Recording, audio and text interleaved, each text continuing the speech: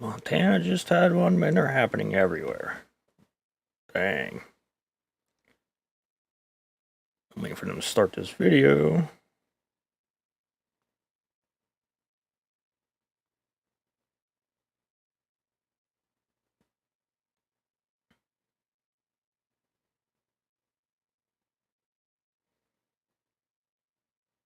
$25 cars. Wow.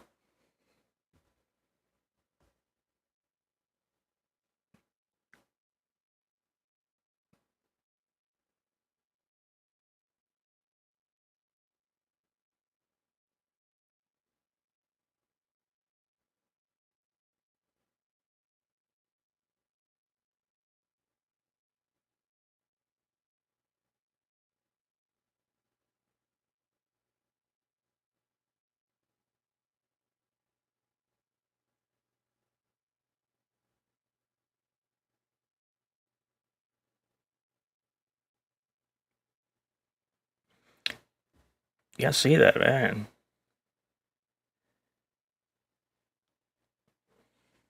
So there doesn't appear to be any hazardous chemicals on there. Not like we can really believe that.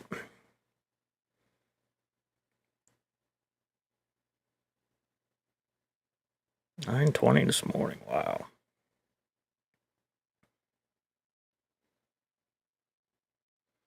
But they won't release what the train's hauling. That's funny. Of course not. I know what you know. There's chemicals in the water. Like a bunch of boxcars.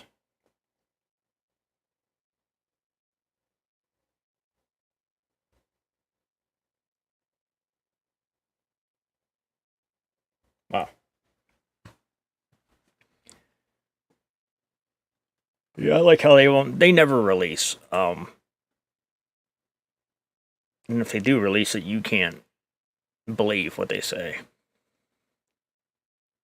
As we found out ever since what, February 3rd?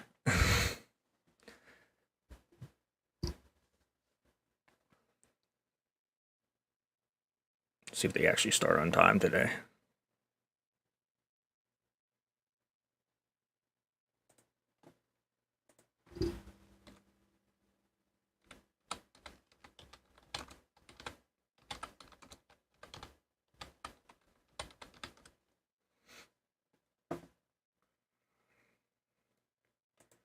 Let's see if somebody else says something different.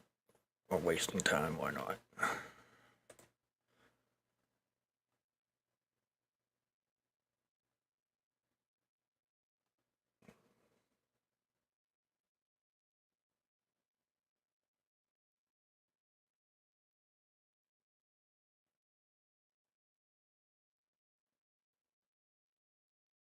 Okay, this one says they've evacuated some of the river cabins due to noise and potential risk in the area. Wow.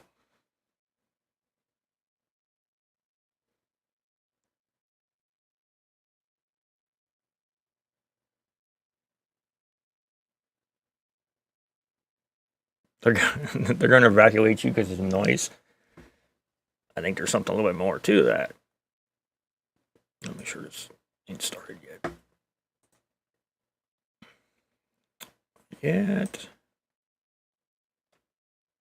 Oh, here we go. According to sheriff's office, there is powder coming from some of the cars.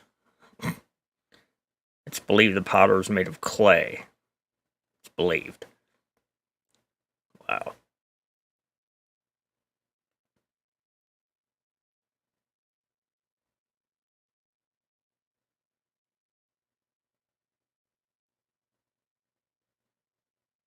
I didn't even hear about this morning. Hmm.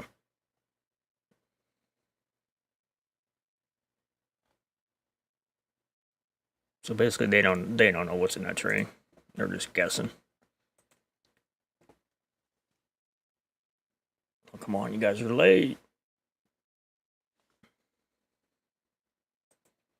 Man, our railroad tracks are falling apart.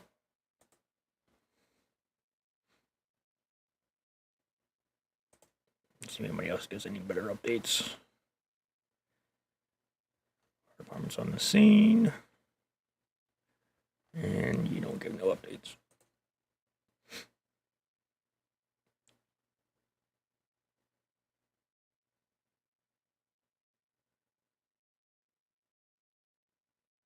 Derailing, spilling unconfirmed contents.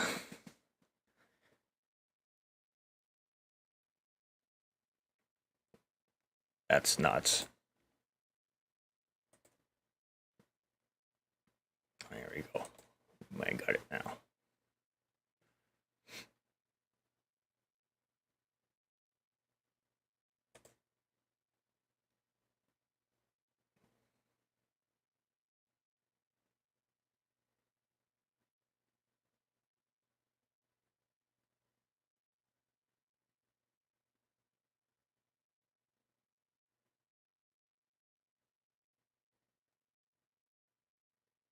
I'm hoping they actually release some numbers on this one. I thought they were supposed to do that last one.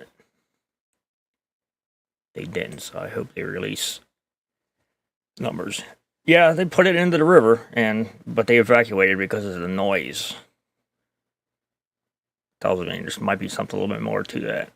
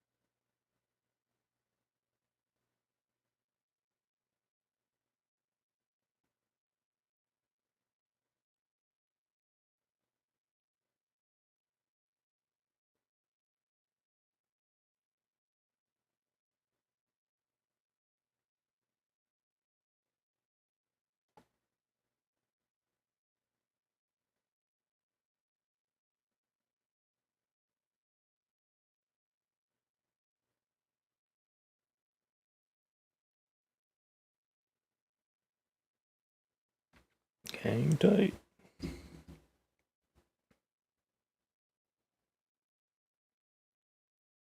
Yeah, this is what's supposed to be. Andrew Welton. There's 3 other things too, so this should be all from independent testing. So this is what if they, I take it they're going to release numbers. I'm guessing by from what I heard. So this might be kind of interesting. This is what the EPA don't want.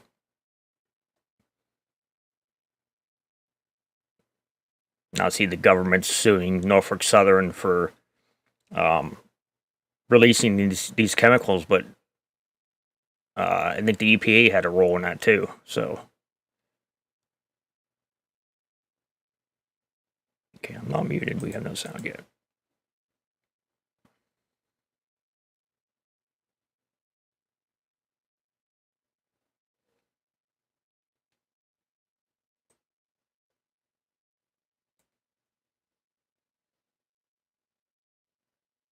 I not have sound, or does nobody have sound?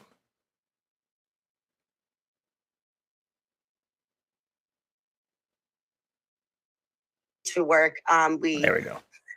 work with communities to build power and to protect the interests that they want to see in their communities. All right, guys, I'm going to disappear. I'll sit here and watch this with you guys. Has been one of our main pillars over the years.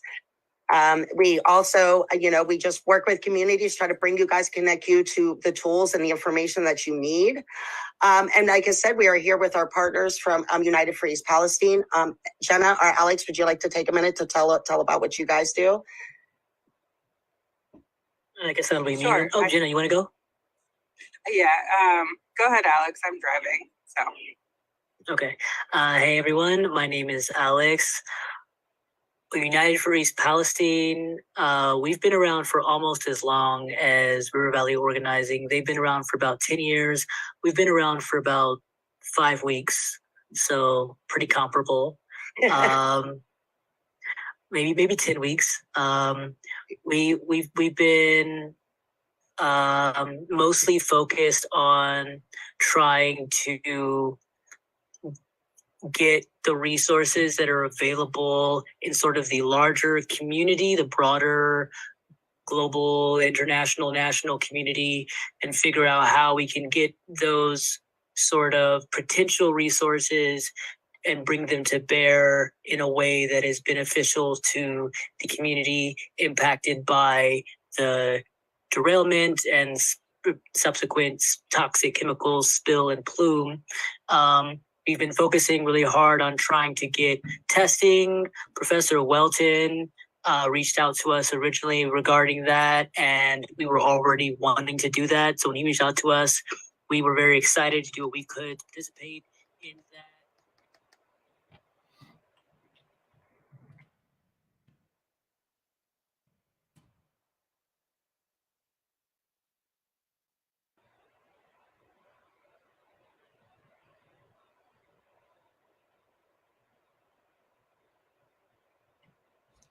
Team. We're trying to, so we have an application people can go in and plug in data so we can see a real map of how this plume is going. We're going to have all those up on our website, which should be up by the end of the week. And we are also planning on the 15th a organizers and activist summit.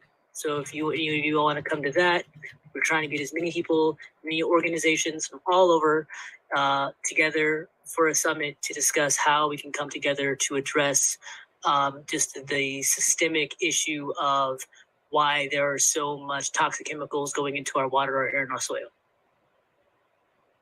Awesome. Thank you so much. All right, so let us just start really digging in. So tonight, just to let everybody know like what our agenda is, we're going to have Dr. Andrew Welton from Purdue. He is going to talk about some of the results and also the research that he is doing right now. We're going to allow community offer time to the communities to ask Dr. Welton some questions and get some information directly from him. Then we will have Dr. Lauren Spearing from University of Illinois and Dr. Aaron Haynes from the University of Kentucky. They are rolling out some new research. And we were going to give some, let them tell you what research they're going to bring out, let you ask some questions from them. At the end, we will have a little bit more of an open question, just in case some folks remembered some things they wanted to ask from Dr. Andrew. And then we will also tell you how to get involved, right? And some of those next steps that both River Valley Organizing.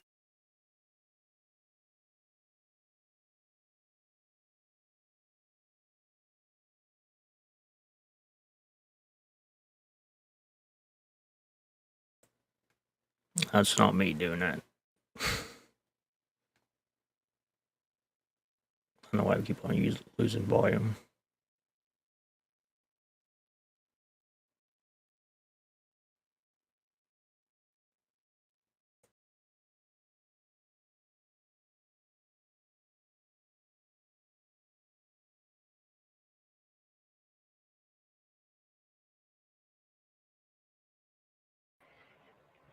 Thank you so much for having me. And thank you all for listening in and for United for East Palestine and Jenna and Alex, Emily, and Aaron and everybody else who've invited us in to help.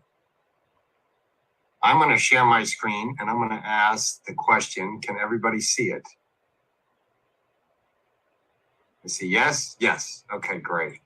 All right. So what I'm going to do is share maybe 10 minutes of some results.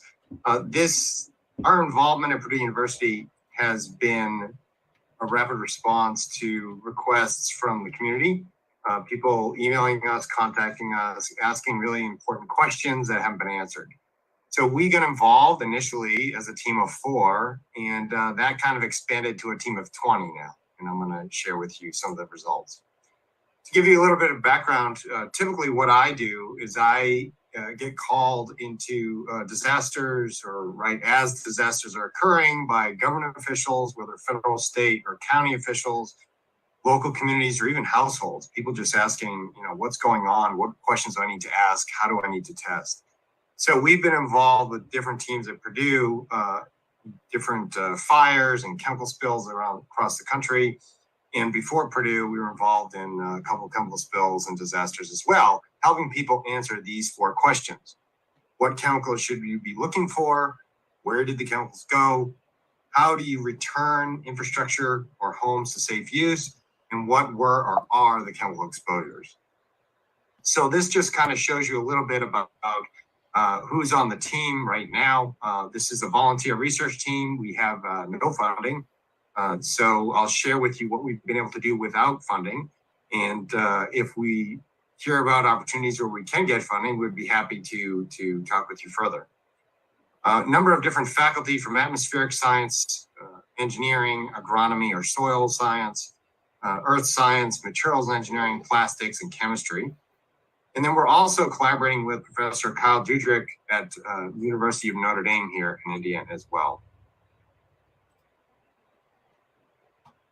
So many of you know what happened because you lived it, you saw it from afar, you heard about it. And I put this slide up here for those of you that are just listening in for the first time to understand what is this about. And so on February 3rd, the train derailed in East Palestine, Ohio. And then on February 6th, there was a deliberate burning of hazardous material in East Palestine, which then didn't move southeast. It moved in a circular direction and spread out and then kind of moved into Pennsylvania.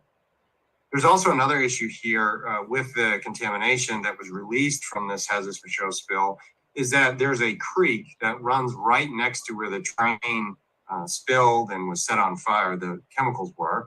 And that flowed in the other direction, that flowed from the right to the left and then downwards towards the Ohio River. And so many people are asking, well, what was on the train? And the fact of the matter is we really don't know exactly what was on the train. What we have is we have information that the US EPA received from Norfolk Southern and posted online about what they think was on the train. And in some of these materials that are listed here on the screen are individual chemicals. Some of these are nebulous terms, frozen vegetables, paraffin, wax, but other chemicals here are pretty specific, like 2-butoxyethanol or isobutylene. And so generally when you go and you respond to disasters, you generally throw the kitchen sink at the situation first to figure out what chemicals you need to test for. Then you rule out which ones you don't have to test for anymore so that you can identify what you should be testing for in the future. So at Purdue, what we did was we put together a team and we went out into the field and we started talking with homeowners with United for East Palestine. We have done 4 site visits already where we showed up and we took samples, either water, air, soil, brought them back to the laboratory. We're looking at the creeks. We're looking at drinking water wells that are near the creeks, outdoor homes. And all of this work is approved by the Purdue University Internal Review Board, which governs how researchers at Purdue can interact with the public when there's sensitive information available. So what I want to do here is just show you how we approach this. Generally, what happens during disasters, you need to know what chemicals you need to look for. So what do you test for and where and how do you test? And it's kind of like the elephant. If everybody's blindfolding and putting their hand on an elephant, you have different experiences. But collectively, what we need to do is bring all these different viewpoints together to figure out what exactly are we looking at, and then how do we deal with what we're looking at. So what we have done is any of the water samples that we're taking, we're collecting and we're analyzing them for VOCs, or volatile organic compounds, SVOCs, these are heavier compounds that don't like to be out of water. We're looking at PFAS, perfluoral alkyl substances, which you might have heard about in the press, total petroleum hydrocarbons, which is just a generic signal of these types of heavier chemicals in the water, heavy metals and ions. And so when we showed up in February, what we found to our shock was primarily the scale of contamination in the creeks, in that there were no access controls. So people were walking their animals near the creeks, there were kids playing near the creeks, and they were, because we talked to them, oblivious to the fact that the creeks pose an acute health risk. We also came across some aerators where contractors were sucking the heavily contaminated creek water out of the creek and then blowing it into the air to strip out chemicals into the air so that they wouldn't be in the water anymore. But these would then travel and people could be exposed to them. So that was an issue that we didn't expect to encounter, but we did. We also are concerned about groundwater and contaminated creek water basically moving from the creek into people's drinking water wells. And so we took water samples, and then we went into people's homes also and took samples there. Now, what have we found so far? Many of you have already seen this slide. This basically compares data that's collected by different agencies that responded under the Unified Committee. So we have the US EPA, which was conducting air testing outdoors. We have Ohio, the state of Ohio, that was looking at creek water quality. We have the state of Ohio that was looking at municipal drinking water quality for East Palestine. And then we have the county health departments, which is looking for private well water quality. And so if you're trying to predict health risks, what's the risk of somebody being exposed to something harmful? And then is it pose a health risk or not?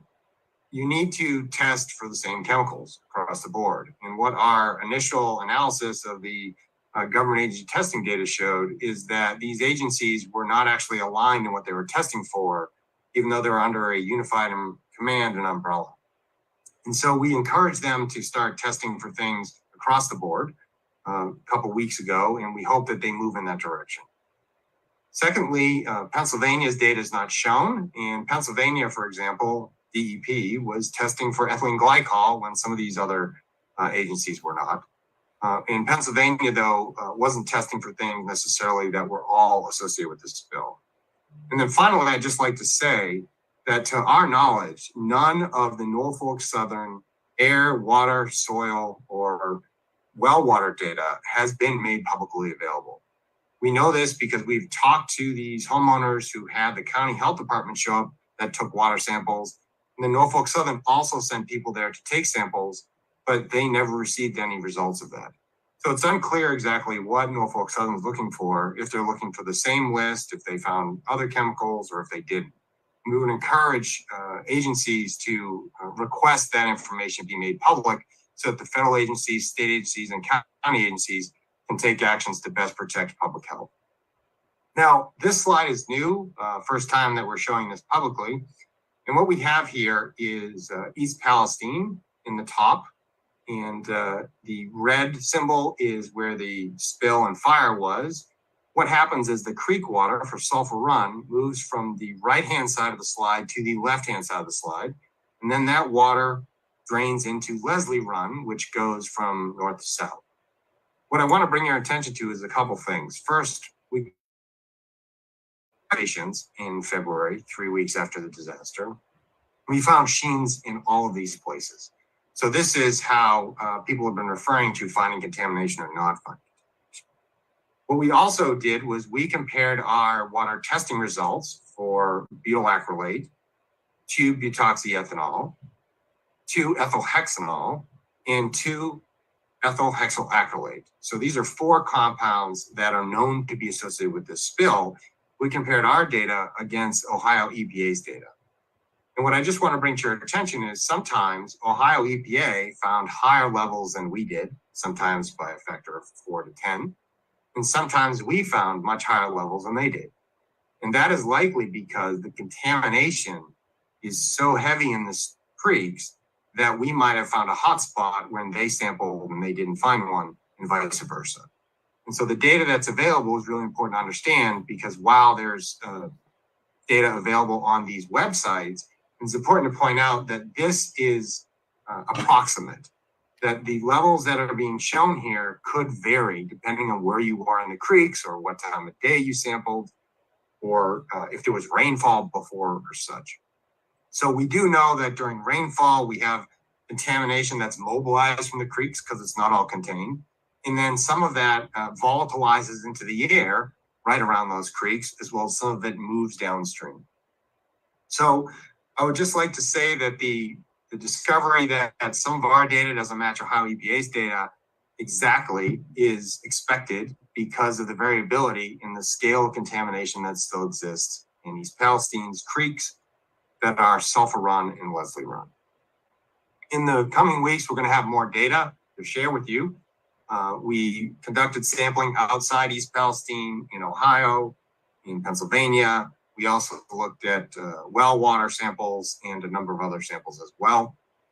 To try to get this information to decision makers, we have provided letters to different federal, state, and county agencies. We've sent emails to them, try to put them in the best position to make the best decisions to protect the health and safety of the people that are impacted. So with that, I'll cede my time, and thank you very much for listening in. Awesome. So I guess we want to go into some questions. So I will start as we're compiling some of those from online, and then Alex and Jenna, if you guys probably also have some from Dr. Andrew, but I know you guys also talked to him quite a bit, but maybe from the folks you're speaking with. Dr. Andrew, when do you foresee you coming back to restart maybe some testing again? I know that's one of the questions, is one of the ones we're getting is, when is he coming back? So that's a great question.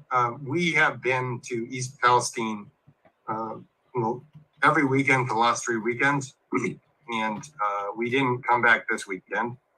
But we're happy to come back and do additional sampling work. The students are very busy in the laboratory processing the samples, and I'm in there with them too, trying to get it done. And one of the challenges, however, has been the funding. We are spending money we don't have it's right now, and so that is now factoring into the calculus of how much more we can do without the support to continue to help. Appreciate. Definitely hear you on that funding. These testings are very expensive, and we really want to ensure we're getting the support that we need so this testing can be done. Alex or Jenna, would you guys like to ask some questions of Dr. Welton, sorry. I have 2 questions that are kind of follow-ups. They've kind of followed directly into the question, the answer you just gave. My first question is, can you give a bit of a breakdown in regards to exactly what kind of costs, in terms of like what funds you have to spend and how they are spent per test or per time you come out? It's like a breakdown of what your budget looks like. And then my second question is, if you could break down what, in the ideal world, what would happen and what kind of budget and how that budget would break down for how to get that done.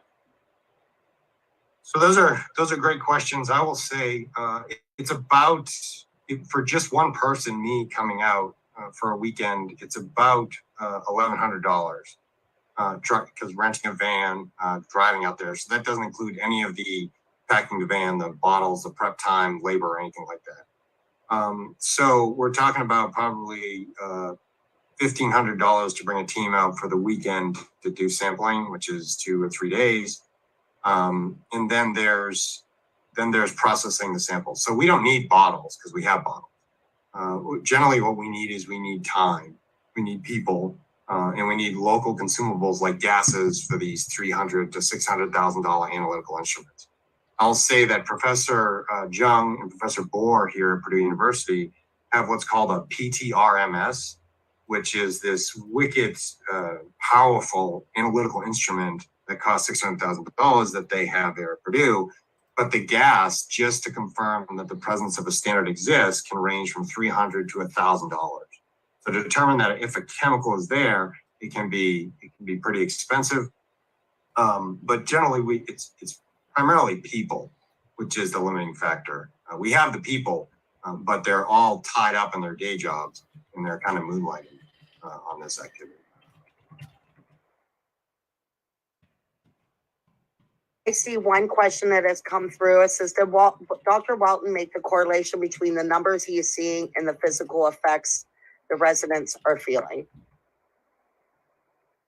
So our study was initially designed to focus on drinking water wells, and we had no intent of doing creek sampling or air sampling. I can tell you that the effects that we saw at the creeks are highly likely associated with the contaminated creeks and the emissions coming off those creeks. So that's my theory based on being there and experiencing headaches due to that exposure.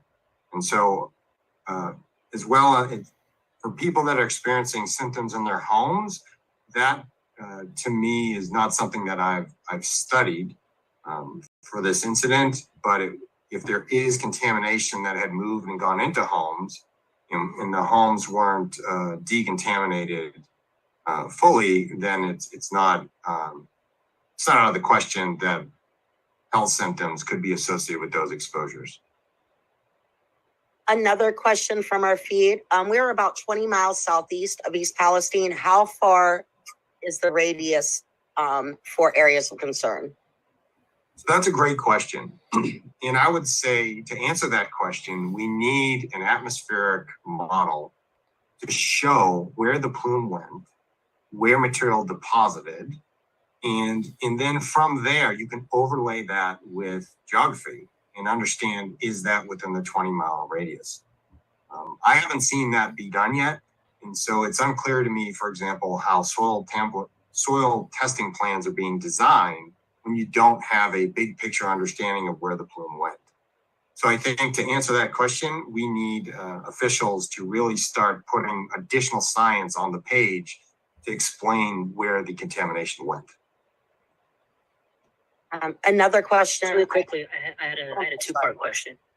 Yeah, my question was a two-parter. It's so good. So the second part of my question was if you could kind of go over like your ideal scenario of what ideally you would like to see done and what would be needed to get there, but also just ask a little more detail into that first question. Could you go into a bit of detail and specifics in regards to exactly what labor is involved? Because I follow your Twitter, so I've seen the amount of work that you and your team do. So I know, but I was just wondering if you could kind of tell people what exactly a day of sampling looks like, what labor goes into that, just kind of give a clear picture of exactly what we're talking about here. We're talking about labor, time, etc. So I'm happy to answer the second one first because I don't remember the first question. But the second one, so if we were going to East Palestine, what we would do is get up really early, would pack probably 8 to 10 coolers full of different bottles, air testing devices, reagent water, clean water and such, safety supplies. We would show up 8 o'clock in the morning or earlier, and then we would drive across Indiana and the state of Ohio to either stay in Pennsylvania or Ohio. And then we'd just start sampling that first day. So we'd be meeting with households. We would be collecting water samples, and each site can take 15 minutes or it can take an hour. It depends on what we're doing.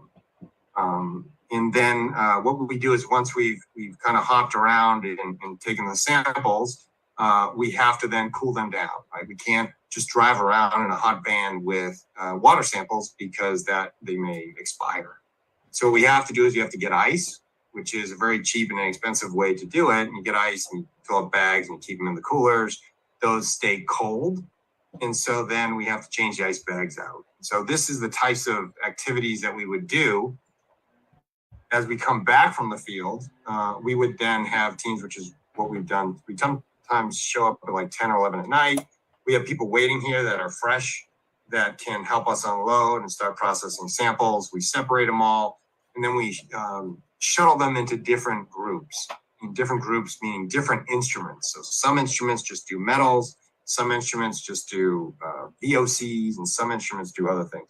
So this isn't unlike what would happen in a commercial laboratory, except we don't have, because we're an institution, an educational institution, our job is to train people for the workforce. And so we always have a lot of transition. So we're teaching students all the time about how to do these things, why they need to think about them, and how to interpret the data. And so that's kind of like what we do when we do a field visit. Okay, I know, Amanda, you said it like 5 minutes. I just want to clarify. So what you're saying is basically you take a van with about a team of between you and 7 people around that? We've taken up to 7. We've taken 7 4 in East Palestine so far. Okay. So 4 to 7 people, and you said 8 to 10 coolers. You mean like the big, like igloo style, like lunch cooler, like with like we put like where someone might put like beers or soda or things like that. Right, the coolers you bring for tailgating, the big ones, those are the ones we show up with. So 8 to 10 of those big tailgating coolers. Then you said 30 minutes to an hour. I know on your last visit you were there for 1.5 days. You did 14 homes plus rivers. So just a quick math on that. We're looking at about just collecting. You're looking at a solid 10 to 12 hours of just collecting samples. Yeah, we like to keep moving, and we'll collect. I think the first trip we collected 160 discrete samples that then we bring back and we start processing. And we've been there 4 times. So I think the students, last week we met, and there might be more than 400 samples that we're dealing with. Okay, so just doing some quick math, you said 4 to 7, so let's average 5 people, 10 hours, let's say average 10 hours a day collecting, and then let's say 5 hours when you get it back to get all the sampling out. That's 15 labor hours between 5 people twice a day. So we're looking at 5 times 15, that's 75 hours per weekend of labor that you guys have been doing free. So thank you so much for that. Plus all of the sampling, which is hundreds of dollars, plus driving down there, which takes like what, 3-4 hours? 7 hours of driving. So that is a gigantic amount of labor that you guys are just giving. So thank you so much for that. That's incredible. So yeah, I just wanted to have clear, so people can have a clear picture of exactly what it entails in all of the work you guys are doing, the blood, sweat, and tears. You guys are going out there. I know the first weekend you guys went out there, you guys got rained on. You posted. You guys got thunderstormed on. Came in, got the sampling, and did all of this. Nobody paid you. Did this on your own. So I just want people to acknowledge, to really be aware of the amount of work and effort that you and your team put in for the community.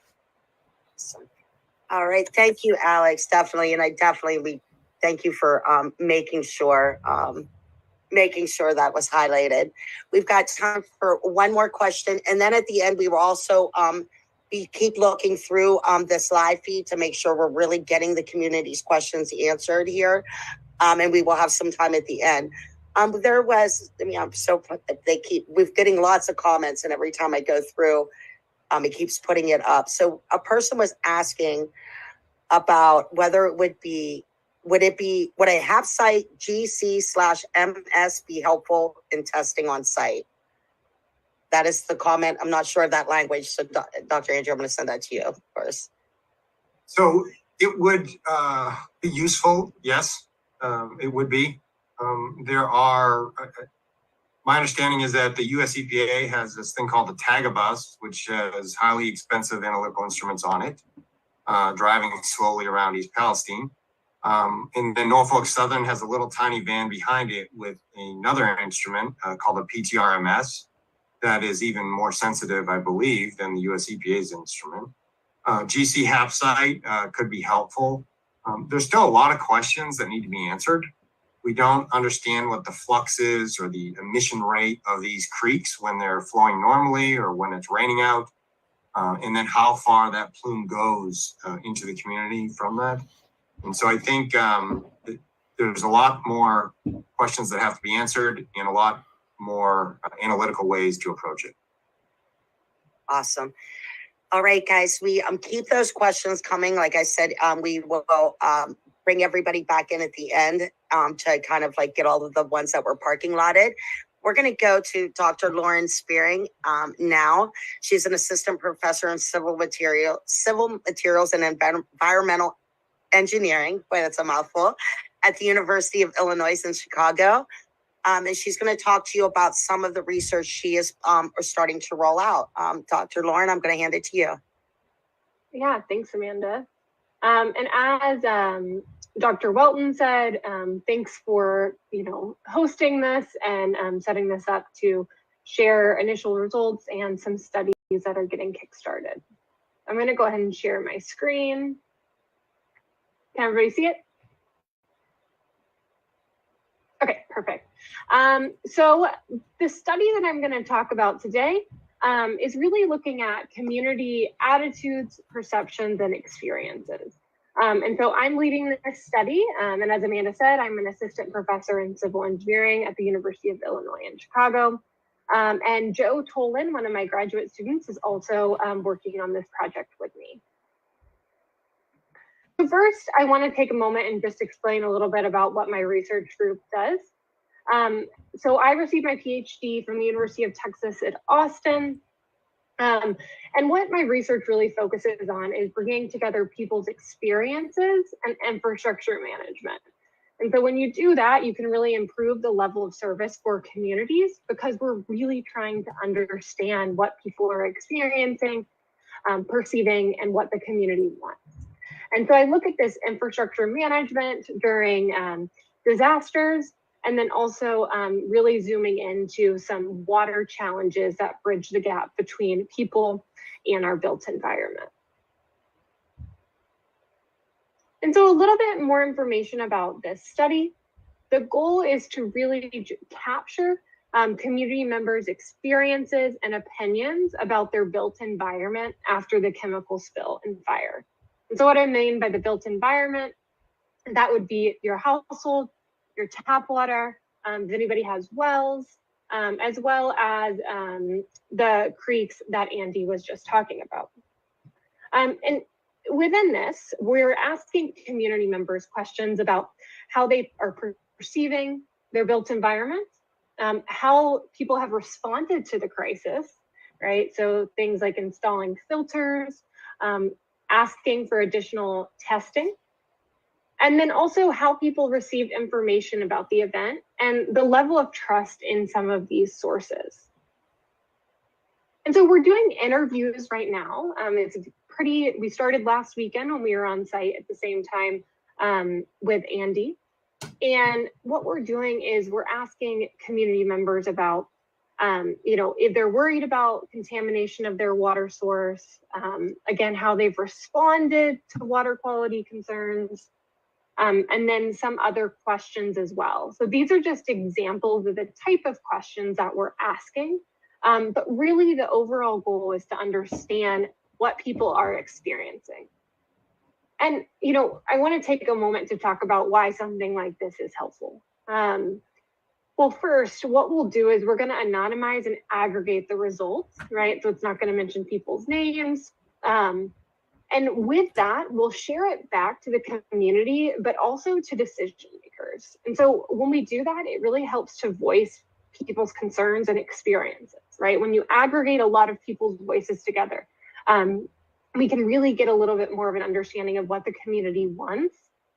And then from this, we'll develop recommendations for policy and engineering that really are grounded in what the community wants. So community perspectives and experiences. And so, and Andy, already explained what this human subjects and research ethics approval is, but this research plan has been reviewed and approved by the University of Illinois Chicago Review Board. And I want to note that any publications or projects or products from this result won't identify anybody who participates. it'll be more of an aggregated, anonymized insight, right? So we're protecting the participants in this study.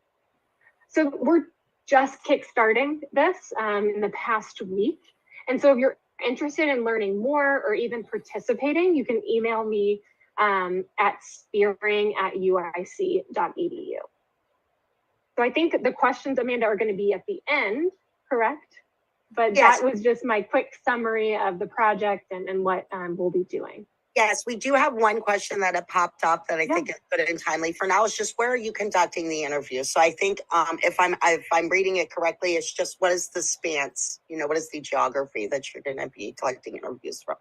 Yeah, so we have a pretty wide geography, anybody within 50 miles of the site. And so, you know, if you're concerned and want to share your experiences and you live 40 miles away, you know, you can participate, right? Or if you're really a little bit closer as well. And then if you're talking about, you know, where the physical interviews will be held, some will be in person during our next field visit. And same with, as Andrew was talking about, I am also working volunteering at this point. And so, you know, some of the amount of time we can go out is based on that. But even if I'm in Chicago, what we're doing is virtual or phone interviews as well. So whatever you prefer for where the interviews are held. Awesome. Thank you so much. Again, to keep those questions coming in, we're watching them and really trying to pull those in for all the folks at the end. And then we're also, we'll be rolling out just a quick sign up form that we can pull everybody back and connect you guys to researchers, along with the emails and that both of the researchers so far have put up. All right, Dr. Aaron, so it is your turn to reach, to round us all out. Dr. Aaron works for the University of Kentucky. She's professor of preventive medicine, environmental health, as well as the chair of the Department of Epidemiology and Environmental Health at the University of Kentucky. So Aaron, I will let you take it. Thank you, Amanda. And it is such a pleasure to be here tonight with all of you, even virtually. I know I was intended to come and slated to be there for when Amanda organized one of the first earlier meetings, and I wasn't able to. So I was so disappointed, and now I get a minor redemption. But I hope it can we can just go up from here. So as Amanda said, I'm an environmental health scientist. My research focus has always been to work with communities who have an exposure that they are very concerned about, one or more exposures that they're concerned about, and then work with them to help understand that exposure, what the chemicals are, how much they've been exposed, what's in their environment, how does it get into their bodies, and then measuring it in the body, and then what are the ultimate health impacts from this exposure. So I've worked with Amanda before, we'll say over 10 years, yes, we're getting older, in East Liverpool, Ohio, on several other environmental health research topics. So we've built this collaboration of developing citizen science and trying to get the public engaged and understanding environmental health risks. So when East Palestine occurred, the train derailment, it was heartbreaking, heart-wrenching. I'm familiar and somewhat with your community only because of East Liverpool and being there. And it was just absolutely devastating. So I just wanted to first relay to you that my heart, my prayers, my thoughts have been with you absolutely from the beginning. And since that time, when my research coordinator sent me, research nurse sent me the text of pictures from her hometown in Rogers, Ohio, it's been, what can we do and how can we do this together? So I have not been there in person, boots on the ground, but have been there in spirit, working almost nonstop, building a research plan, an environmental human health study that could help answer questions. And I'm hoping this is the first of many interactions that we can have together. So one of the concerns or pieces of information that became very tangible that we could address rapidly was when I think during one of the earlier meetings, some legal counsel came into town and recommended that everyone in the community have their blood tested. And I know that many people went to their physician or had their primary caregiver ask them, what should we be tested for? And there was quite a bit of confusion. What should be the chemicals that you're testing? What tests should happen? Where did you get those done? So I partnered with two physicians. One is at Cincinnati Children's Hospital in Cincinnati, Dr. Nicholas Newman, and the other at University of Pittsburgh, Dr. Marilyn Howarth. And together we built 3 things you can do. I'm going to share this. Amanda, I don't know if you have access to these. Did they come in your mail yet? Not yet. Okay. Seeing them also. They should soon. So I wanted to create a flyer, and I hope this is being shared, that could take to their physician and say, these are some tests. And I do recommend that they be done. Do you see my screen? It's all sharing good? Great, thanks. So this flyer will be available. Amanda will have access to it. We made hard copies. It can also be shareable on any of your social media, so you can pass it around to friends if they want to go to the physician. We recommended these 3 tests when you go, and they should be covered in a preventive medicine visit, a complete blood count, a CBC with differential, metabolic panel, liver function, enzymes. Many of these chemicals that are in your environment could potentially cause liver damage if you're exposed to high enough concentrations. So it's very good to have these tested now. When you do that, be sure you get a copy of those results to bring home with you. The physician's office will keep one, but it's always good for you to have your own. And then, as many have recommended, and I do recommend calling the Poison Control Center if there's an emergent or a necessity for a health risk, because at the other end of the phone are physicians who know environmental health, and they know about chemicals and exposure. So I highly recommend them. So these are the University of Pennsylvania program, along with UK, myself, and then Cincinnati, but it was Dr. Nick Newman at Cincinnati Children's. So that was one piece. But in the meantime, I have seen this, and as Dr. Welton mentioned, I've seen this lack of a plume effect. We do not know where the chemicals have gone. We don't know exactly all of the chemicals that you're exposed to. And I have not seen yet a documentation of where people were, when did they evacuate, where did they go, when did you come back, what the potential exposures were during those timeframes, and then a documentation of what your experiences have been and your health symptoms over time.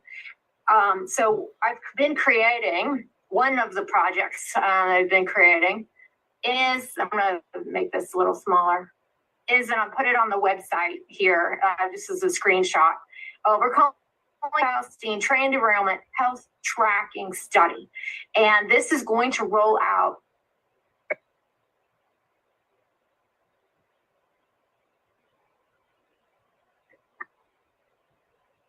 Uh-oh, I think you went out for a second, Erin.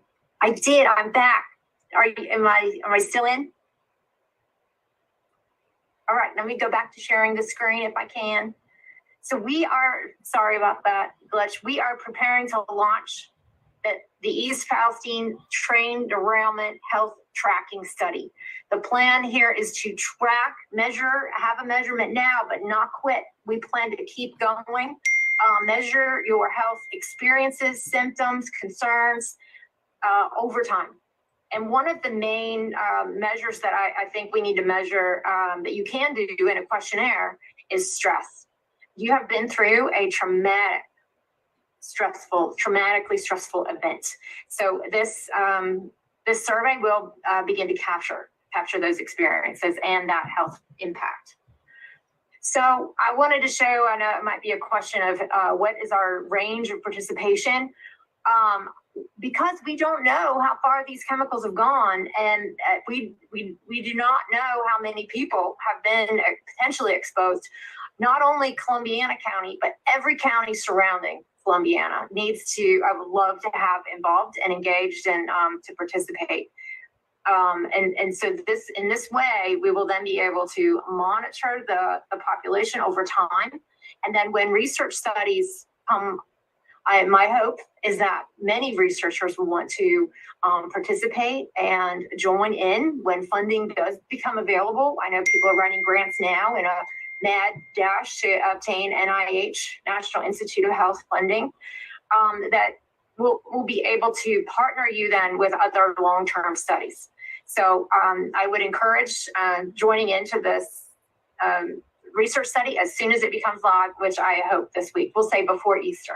So that would be a great activity that family can do over the coming Easter holiday.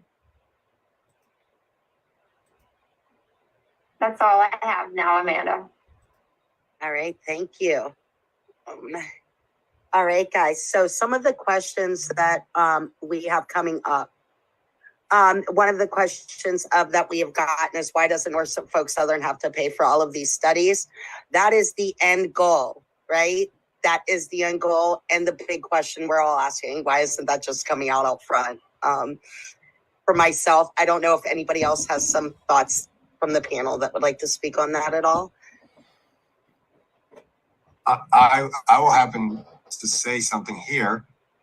It would be in the best interest, I think, of the people that were impacted, that a neutral body would then handle that funds to then provide it to different groups and communities that need it.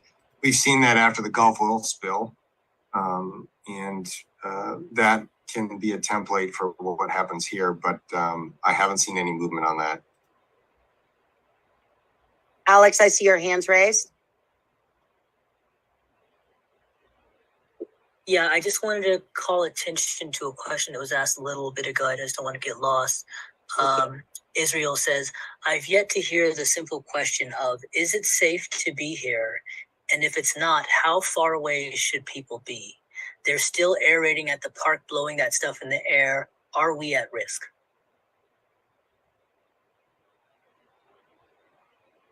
It's a great question. I think that's why we're here, and why we are still concerned. If we weren't concerned for your health and safety, we wouldn't be here giving our time and developing projects. So I would not use the term safe at this point. I would also jump in, and I agree with Dr. Haynes, but I would also jump in that the questions are answerable. Yep. These aren't, landing on the moon types of questions.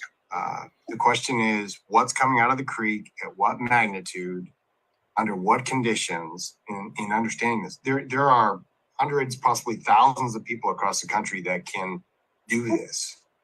But what we haven't seen yet is the people's questions that are rightfully being asked be directly answered. That's what has to change in response if it is solely for the people's health and well-being. I just have to ask a quick follow-up to that question, because that's a question that we've been trying to get an answer to as well. We did an informal study. We found out that people within a 20-mile radius are experiencing symptoms that could very easily be attributed to toxic chemical exposure symptoms. People are getting bleeding pustules going out of their body, their ears and nose bleeds, diarrhea, nausea, terrible migraines. If these symptoms are related to toxic chemicals, would you say there is scientific reasoning, or would you say that there is sufficient scientific knowledge about how toxic chemical injury work to say that if anyone is being exposed to chemicals that are causing them these types of injuries, nobody should be that close? Alex, it's a great question, and I think we need to we need to know how much an individual was exposed, so that we can see if they are exposed to that particular chemical or a mixture. You weren't exposed to just one. There is a slurry. There's a mix, and not only were they the individual chemicals that Dr. Welton showed on his slide that we know, but when the burn occurred and lots of heat, new chemicals formed. So do we have enough science to right now know exactly what the health impacts were from that mix? No, we do not. I'm sorry, I think I need to rephrase my question. My question was, if we take for fact that the symptoms people are experiencing are in fact as a result of toxic chemical exposure from the burn, if we take that as a fact, if someone is experiencing symptoms, i.e. migraines, bloody pustules on their stomach and arms, nosebleeds, ears bleeding, if we take as a fact that is as a direct result of the exposure to chemicals from the burn, is it safe to say, or is it not, that nobody should be close enough to be exposed to chemicals if they are causing those kind of symptoms?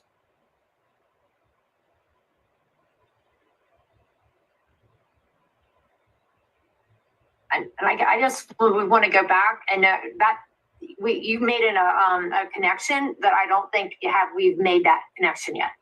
Right. No, I get that. Yeah. I get that. I'm saying if it's true,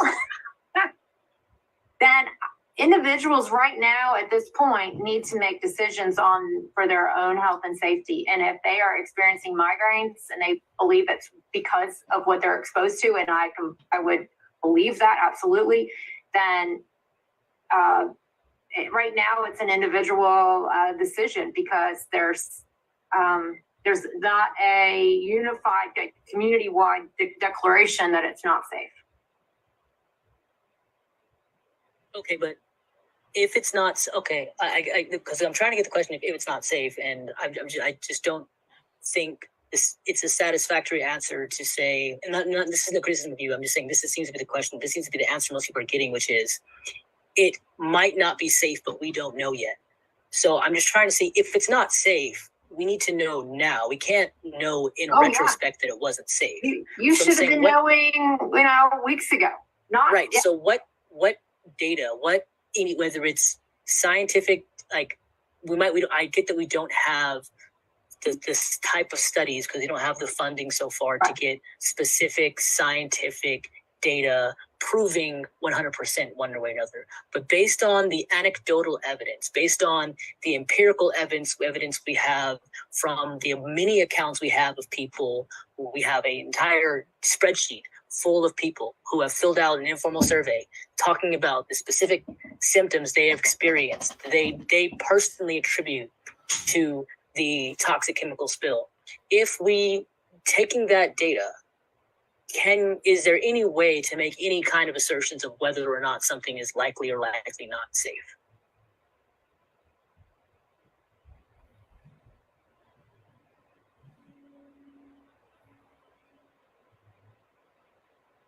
So let me just jump in. I would say people's concerns, fears, but also, acute health impacts and symptoms. Many people likely experienced those because of the exposures when they were told that everything was fine. And that is because of an improper approach to testing and blind spots in the response. So going forward, I would say that agencies could today, right now, tonight, alter their response and enhance it to answer the questions that you are asking. Is it 20 miles okay? Is it 5 miles okay? I mean, we literally don't have a model showing where the contamination went. And I can't imagine that in the United States of America that we don't have anybody who can do that. I mean, at every U.S. possibly university, there are experts that can do that. In our government agencies, we have brilliant people that I know are there that could do it. So we need to, in order to answer that question, I think, from a scientific standpoint, we need that. That can be done fairly quickly. We need sampling data. The CDC ATSDR has valiantly gone in and collected all sorts of health exposure data. That should be overlaid. And then fairly rapidly, you could come to a decision. I think one of the issues that people are struggling with is they want the answer now, but in order to do that, there's too many agencies that are not necessarily aligned with each other, and there's nobody running point on answering that question, which is driven by getting data, analyzing that data, making decisions. So I would just say that could be done, that could be answered. But it's going to require probably agencies or people there that are not there right now to influence that process. And us actually really pushing the folks that are supposed to be protecting us to put their aid to do that thing.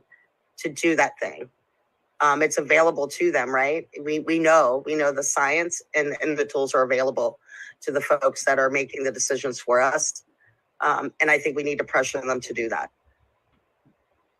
Let me just say one. Go ahead. Yes. Let me just say one other thing. So the studies that Professor Haynes and Professor Spearing are doing and others, I understand that you may be overwhelmed and there's just so many things going on in your life that it's like, I can't participate in another study. So you're here listening, which is great, right? You're trying to make sense of what's happening and trying to make the best decisions for your friends and family. By these researchers here and elsewhere are trying to funnel all of your questions and concerns into an instrument that they can analyze and then project into the public space that you can use to advocate on your behalf. And so I would say, that is one of the really great things here about RVO and United for East Palestine and the researchers involved. And I would say, please reach out to each of them if you have questions about their studies. Thank you. And thank you also, Alex, for really asking the questions as I'm reading the feeds. Like you're really speaking for the folks on these feeds because I'm watching the questions come up and you're really speaking what they're asking. We do have, I'm going to go ahead and ask some of the questions off of the feeds if that's okay. And Alex, if you see some stuff, because I know you're watching feeds also, keep coming in with what I'm missing.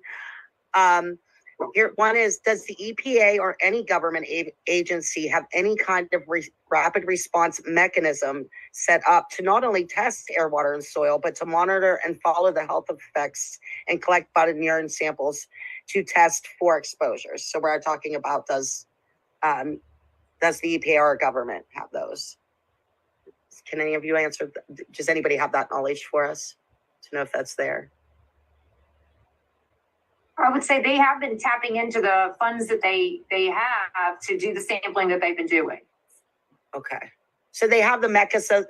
Maybe it's just not being rolled out as far and wide as it needs to have happen.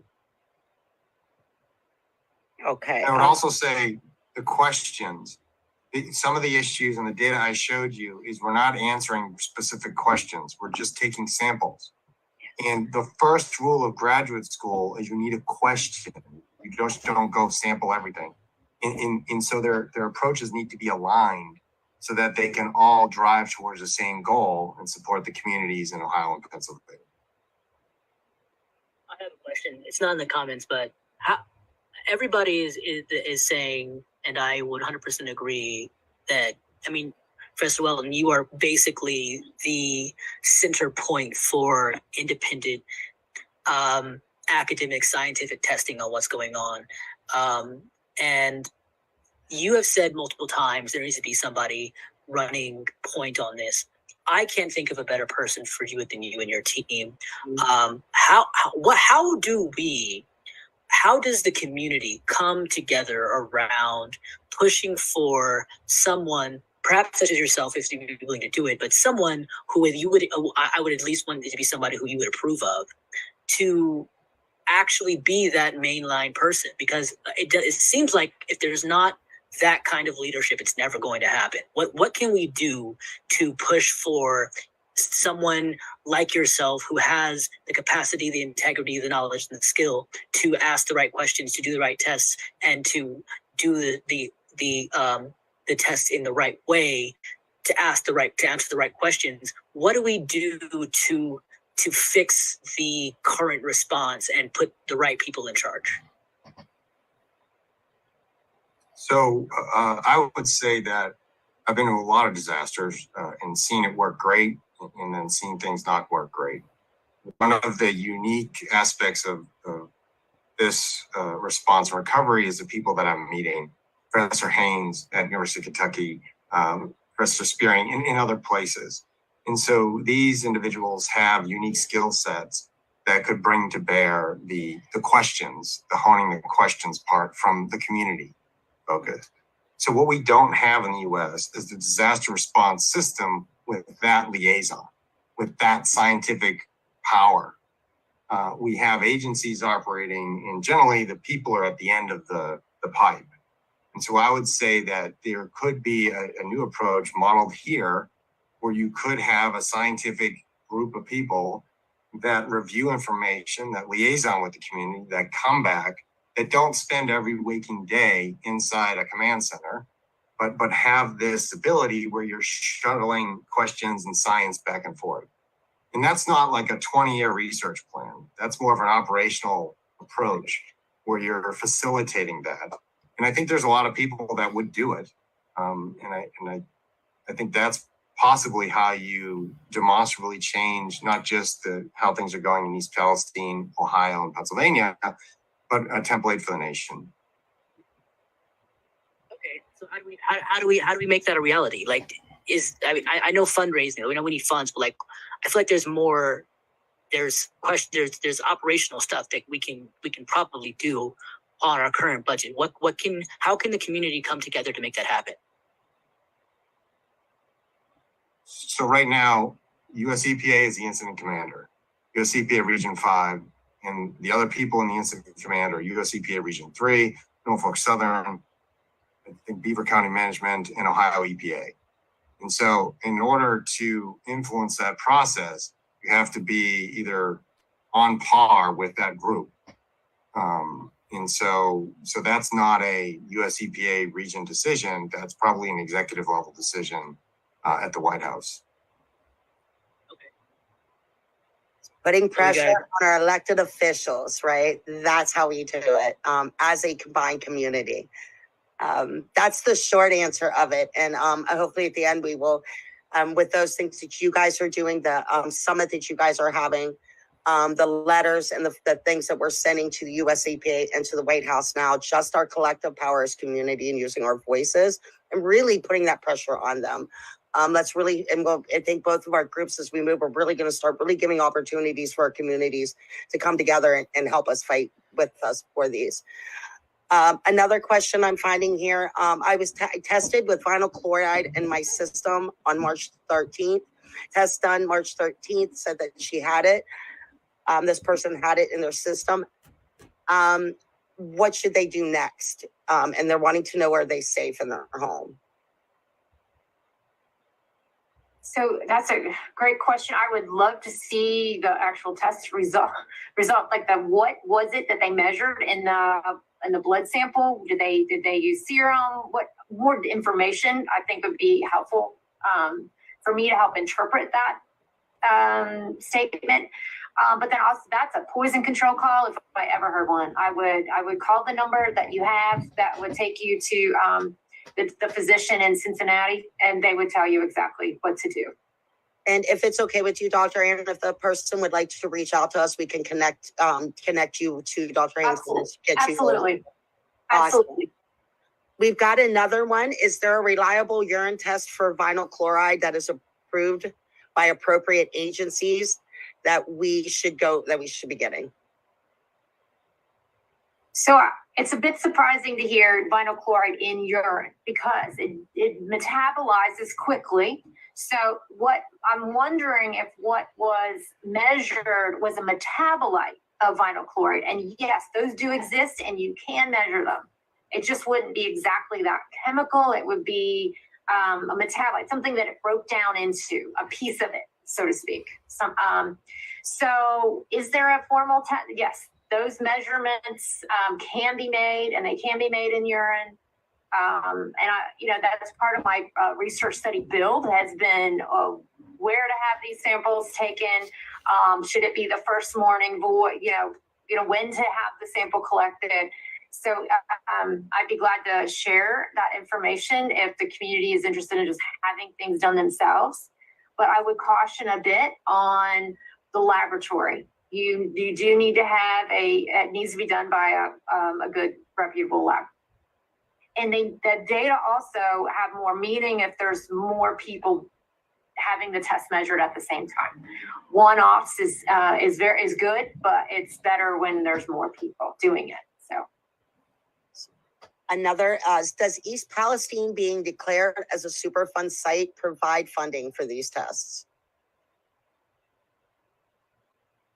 I think I know some of these questions. This is how much of the mix of information that folks are getting, and we're just really trying to discern what is the mess. I would. There are additional funds that can become available if a location is deemed a Superfund site, but though that process takes a long time. I'm working with another community that is a Superfund site, and they have not yet received any testing, and they're still waiting on a plume to be measured. It's a groundwater spill. So I wouldn't look to that as the answer for funding. I think research communities like the ones you have here tonight are a direct source to NIH funding dollars or NSF, National Science Foundation money. I think those are some of the more direct routes. Apologies, I'm looking through. Folks are really commenting. Question from Juza. Thank you. Thanks. Question from Juza. How would declaring an emergency affect this situation? Ooh. I'll let Dr. Welton take that. He's done numerous disasters. So typically what happens in disasters when federal help comes in is because the state has exceeded its capacity to respond. And so that goes from the county, that goes up to the state, and then the federal government. So I don't believe a formal request was made to the federal government to declare this a disaster. I know there was talk about it publicly, but I don't believe a formal request was made. If this incident was declared a federal disaster, then what would happen is typically states are on the hook for 80% of the costs associated with the disaster. And the federal government, I believe, is 20%. No, that's the other way. The federal government is 80%, states are 20%. But if the federal government isn't involved in the disaster declaration, then the state is on 100% of the costs associated with disaster, which is why generally governors look to the federal government and request disaster support after all sorts of disasters. Quick follow-up. Amanda, you are an experienced organizer. I just want, maybe if you can provide some insight. I know we're writing letters, but I feel like a lot of people are wary about protests, but I just want to know from your perspective, what do you think in the world where we can organize any sort of actions possible, what do you think is the fastest route to getting the sort of accountability we need in terms of people taking action and speaking up? So I think it actually takes a forked approach, right? So I think one of the things is we gear up for a well-produced and well-focused direct action that is coming that we want to actually roll out with the community over here over the next few weeks. That's one piece. One piece is calling your legislators, calling the EPA, making them have meetings with you.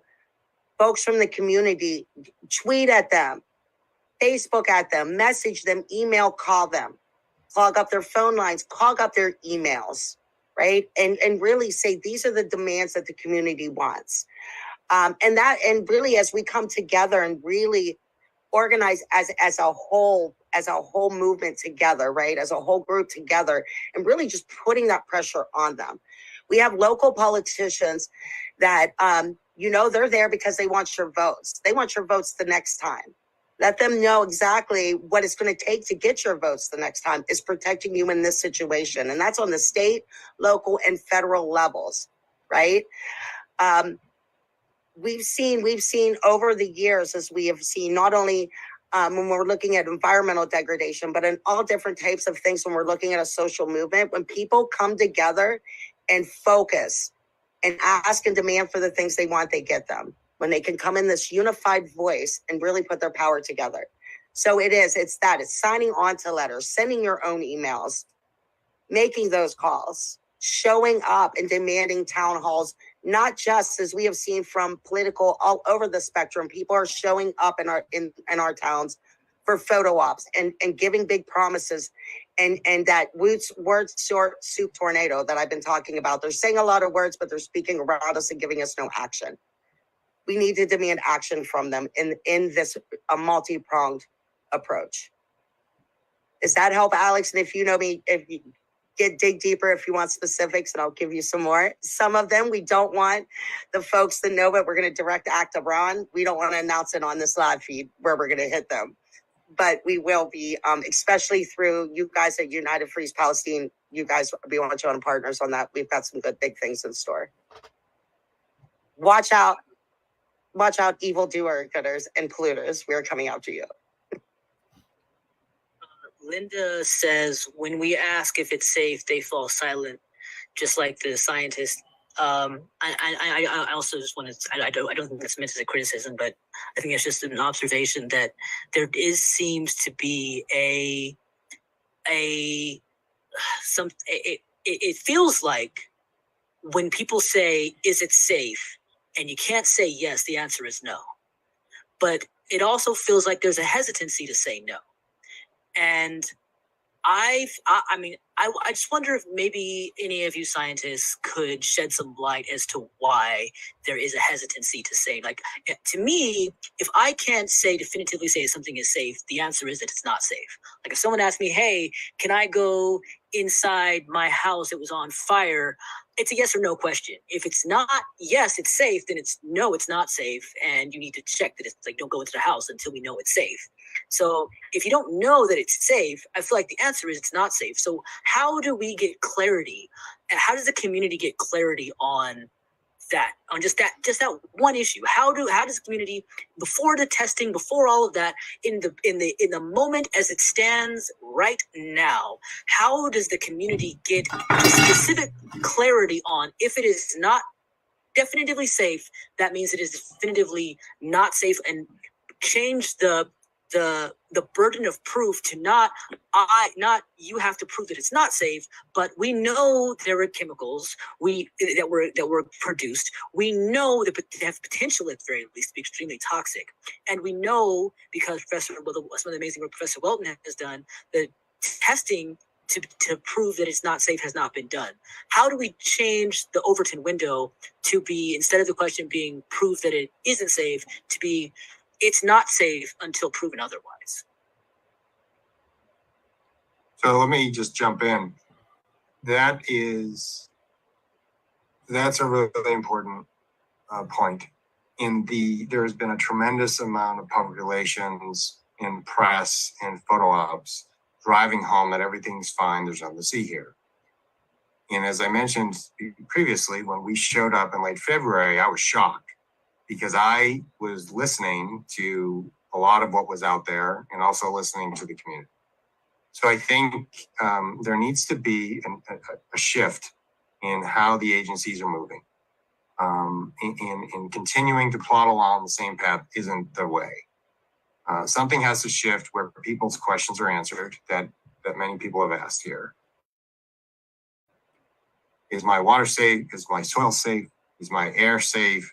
What about my children? What about my dogs? Like acute health impact. So there's two timelines, right? Acute today versus, okay, 70 years from now, if I'm going to stay here.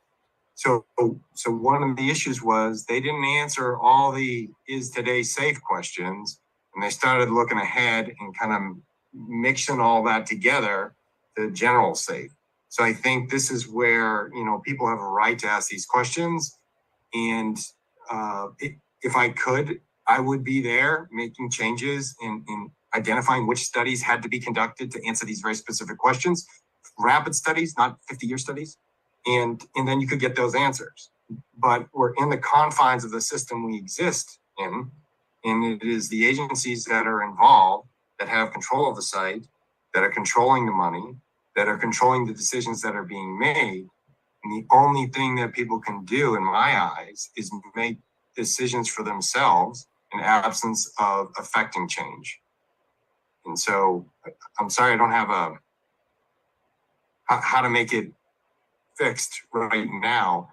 But if scientists and engineers and people that answer questions in the unknown all the time had a role in this, you would see significant changes in how this response and recovery would go. I got a question from our feed. What is the possible reason the plume tracking data has not been released?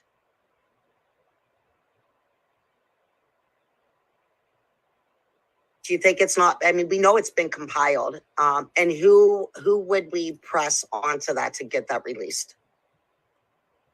So Governor DeWine showed a map in a press conference that was provided to him by some agency. And so I don't know who would have that. I believe that map didn't accurately predict where everything went. But when you're doing studies and you're trying to understand something that you don't understand, you pull in all the information you can, then you sift through it to figure out what is real and what is not.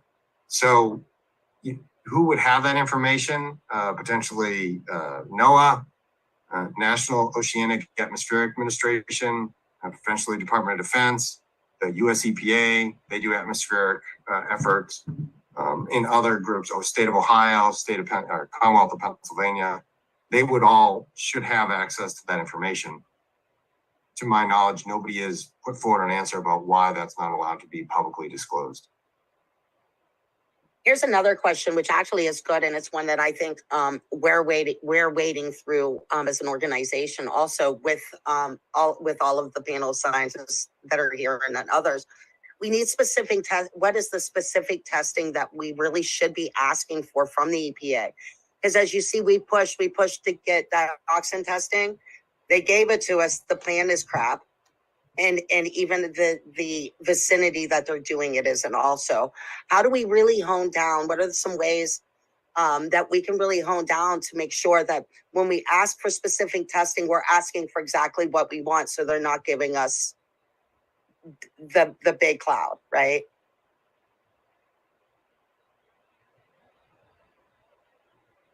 I feel like some of the answer, I almost feel like answering my own question, is really working with you all to say, like, this is the testing we want. What do we need to ask for? So. Yeah, I think so. I think there are, as we've mentioned, there are experts across the U.S.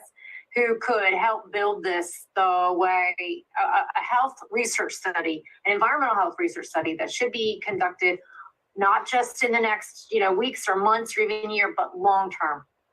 We definitely need to propose a long-term health study.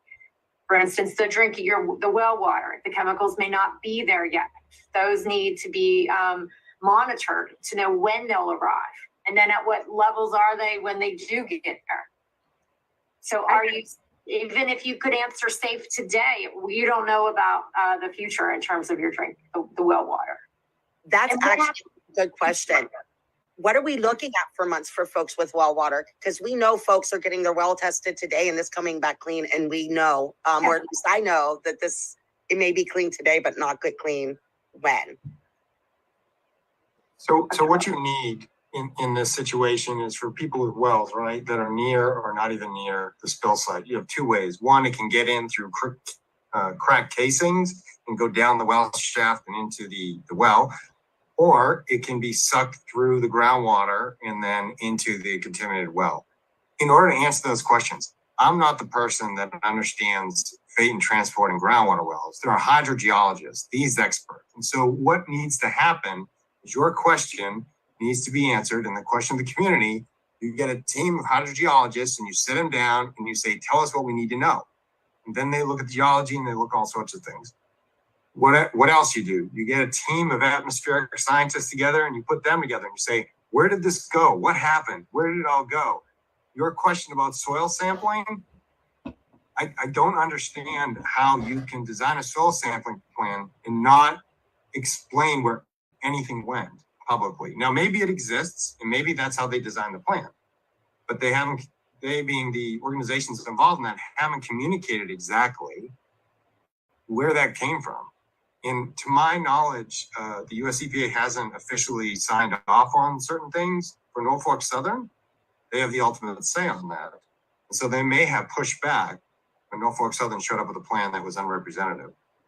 But scientists like us and engineers like us can't participate in that conversation, and the public can't either, if we're not given access to information that should be publicly available. Thank you. I've gotten one question that actually came through Messenger, and I really think that is a part of the larger conversation. Like, we know East Palestine was ground zero. This is where this bomb was detonated off on folks, and we also know this whole region did at that time and also continues to get polluted, and you're getting the aftermath of this. And as we look into like in East Liverpool, Ohio, where they've actually sent that dirt to be incinerated. So it's right here in this county, in an antiquated old facility that has been in trouble by the EPA since its inception. And so, like, I think it's to like, how do we? I'm trying to formulate back this question. Is to really keep the conversation around it. This is like a region, and then as we're looking at, the waterways, as we're looking, I know, Dr. Andrew, you went through Beaver Creek and the testing that we're doing into that really widespread place. Like, we've got the air testing now, even though it didn't get by the plume. Like, we go to East Palestine, maybe the air isn't as bad as it was, right? It was 6 weeks ago. But now when we look at East Liverpool and these dioxins, these things are being burnt here, very much likely being spread out there. I guess maybe it isn't so much a question, but an ask to the researchers that are watching to really look at this as a whole community piece, and looking where these toxins are now being shipped also in this county and around this state, so they can re-pollute our communities once again. Alex, I see your hand up, and my apologies. I said, I've got a question, but I feel like it's more of a statement and an ask from those on the panel and those listening. Alex?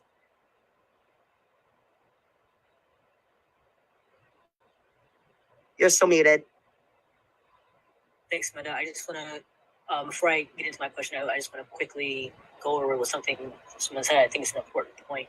Someone asked, why aren't class action lawyers doing this testing? And Alexis answered, they are, but they aren't releasing results. I asked. I just want to quickly put a exclamation mark on that. It's important for people to be aware that these lawyers and these class action lawyers who are doing all of this testing, they view all of this information as proprietary information. They're not there for your best interest. They are there for their best interest. Their goal is to make as much money as possible.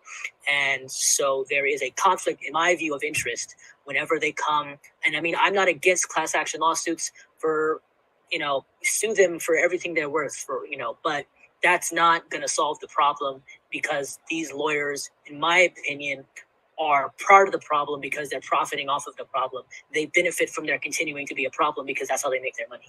But that's just my opinion. I'm going to go into the question. The question was, Professor Welton and also the rest of the expert panel, how do we get a step-by-step, or if not exactly step-by-step, a timeline with parallel steps or potentially parallel steps for how to fix? I mean, it's more long-term if I asked, how do we get the government to stop using, to actually have to be held to basic scientific rigorous testing and scientific best practices in their own testing. That's more of a long-term thing. But how do we get a timeline for what questions are the most important, and what we need, what needs to be, what resources, whether those be funding, physical, personnel, legal, what resources we need in order to meet those goals? How do we get a timeline for people so that we can see where we are and where we need to be, so that we can tackle those steps one by one? So I'll just jump in real quick. The best chance is bringing the full weight and resources of the federal government because they have thousands of people, they have money, they have the ability to do things, and aligning their approach to answer very specific questions that the people have. The state of Ohio and the Commonwealth of Pennsylvania have really exceptional people, scientists and engineers in those states too, and they just need to be aligned. And you had mentioned what questions need to be answered. I think a lot of us know the questions because we keep hearing it from the community, and many people are shouting into a void, and nobody's aligning the system in a way. So I think those could be put down on paper, and then you design, this is how we're going to answer it, and you get everybody on board. Once everybody's on board, then they head out and they start hunting down the data or collecting data and answer those questions. We do it all the time in research. We're always operating in places where we're very uncomfortable and we don't really understand where we are. And that's how we're trained to be. And so once the agencies have a plan that is better tethered to evidence and answering very specific questions, then they can keep doing what they're doing in a sense where they're now aligned, answering very specific questions. But say that, my point is that the system is not operating efficiently right now for the people of Ohio and Pennsylvania, but it can do so better. But it requires leaders to lead and take this opportunity to correct the system, which could be used as a template for the nation. So I'll stop. Follow-up question to Amanda as the resident professional organizer. How do we take Professor Welton and get him in a position to say these things and ask these questions and hold this and make this clear case directly to people in power in front of a community audience? How do we use the available resources and network that we have to force the people in the government to account for and answer for and correct for the problems, questions, and failing that Professor Weldon just out? So there are a couple different ways. One of the things that we can do really in the quick interim is for all of us to get together and actually pull that public statement together, work together to put pressure on the powers that EPA, our federal administration, our state administration, and ask them, actually don't even ask them, demand them that we actually have like a real meeting, right? Like a real meeting with the community, not where they're all out one by one. That's what we keep getting. We got a person from the EPA here. The Norfolk Southern never shows up. They say they're going to show and then they run, right? They don't even show up. We really put pressure on them to meet with us as a panel and invite our researchers, invite Dr. Welton there to have that conversation and help us speak, to have Dr. Haynes, to have our researchers saying, this is what we need. We hear the questions the community is asking, and this is what we're saying to you is we need that. Some of those things we are working with behind the scenes. I know your organization and our organization is working behind the scenes to make that happen. And we could really honestly use the community's help and help us push that. That is, I will keep saying, the first thing is for us to get organized. All of the groups, there's so many, all of the splinter groups. Let us all get together with all of our communities and really work as a cohesive unit. It's time, one, to lay politics aside. This is me speaking as Amanda Kiger, not RVO, but we know they've screwed up clear across the board, right? Everybody has failed our communities down the line with this from top to bottom. So we need as a community to work together, to start meeting together, whether it's monthly, all of us get into that room and start taking those next steps together and work as a community. I think that's you must be right on the ball within my brain today, Alex, because I think that's a great segue into really talking about some of the things we do have coming up to make that happen. So Alex, actually, because you've got a public meeting that we've invited us to work on together coming up on the 15th. If you want to talk a little bit about that and some of those steps, we can talk about some other steps where we have for folks to actually get organized and come together. That's that next step. Is for us to come to a community, do the thing, decide on it, then act on it, right? So Andrew, if you would like to, Alex, if you would like to talk about your meeting on the 15th that you're trying to bring together for the summit, and then we'll talk about some other pieces and see if our folks will come and fight with us, right? Yeah, no, I'd love to, but I think I want to maybe put this, before I do that, I want to maybe put this out to the community since y'all are listening. I think what will be really great, because we have a panel of experts. There are a couple people are missing. I wish we had a thought to have Professor Weldon here. We'd be to have her on, but we have a panel of experts. We have scientists that are growing. We have a growing panel of experts. We have United Freeze Palestine, our team. We have River Valley Organizing. We have a couple of other orgs that we're reaching out to, and I'll get into that in a little bit. I think it would be really great if people like Juja and Alexis and Jessica and Israel and Krista and Betty, and all the people, all of the community members who are actively seeking answers.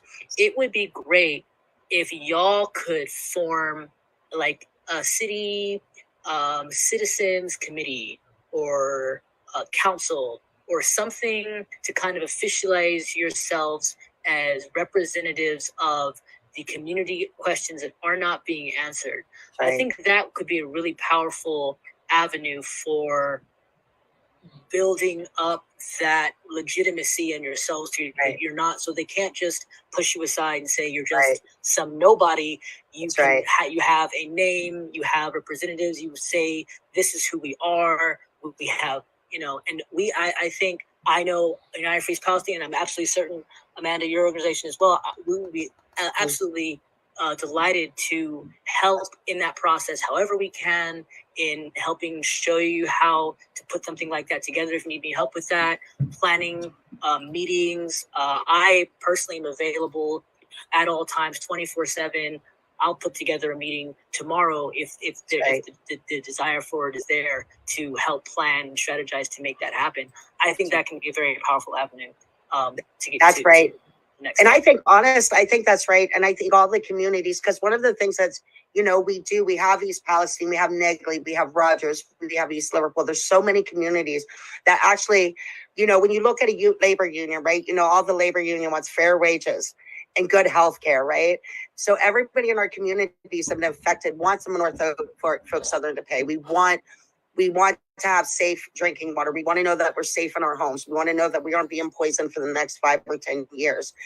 And each one of our communities have specific lenses and needs, right? That we're really looking at, Negley and Rogers, you're looking at that water contamination that is probably going to reach you at some point, right? We know Negley got East Palestine got the full effect of the bomb, right? We know farmers that are on outliers are now worried about their soil, right? They're coming on a planting season. So absolutely. Us as an organization, and I also feel confident, United Freeze Palestine, what we're here for is really to be here for the communities and to actually just be here to help the communities build and see the things that they need, ask the questions and get the things that they need. So just to end and actually tap back on that, absolutely self-organize, talk to your folks. What are the things that you're seeing in your communities? Meet together. Both of our organizations will come in to help you set that up. It's your voices, right? Our jobs is to hold the foot in the door so y'all can get in and talk. That's what I always say about RVO. Is there Alex, do you have any more thoughts on it? Thoughts on that you want to end before we go in and talk about, we want to go and talk about your piece and your upcoming thing? I'll just get into that. Hopefully, if I see people are saying they're interested, so let's go ahead and get some names up. If you want to participate in the in creating some kind of citizens board of oversight for this particular thing, name and particular mission to be decided. But if you want to have a meeting for that, go ahead and just say your name or do a thread. And I'll start the thread. I'll say thread right here. Thread. Go ahead and comment thread on that. Put your name and your email, and we'll set up a scheduled event for that. Absolutely. Within like the next few days. Okay, so having said that, the event that we are planning, I'm gonna go ahead and post the picture that we have for it. Can you wait? Hold on. I'm trying to figure out how to. Can I not put a picture? You should be able to screen share. No, I wasn't going to screen share. I was gonna. I'll screen share. Here, let me just share the screen real quick, and share. Can you see my screen? There we go. Okay, let me just open this up. Boom. Can you see it? Oh wait, that's not it. Bigger. That's not the right one. Not your mission statement. We will like that too.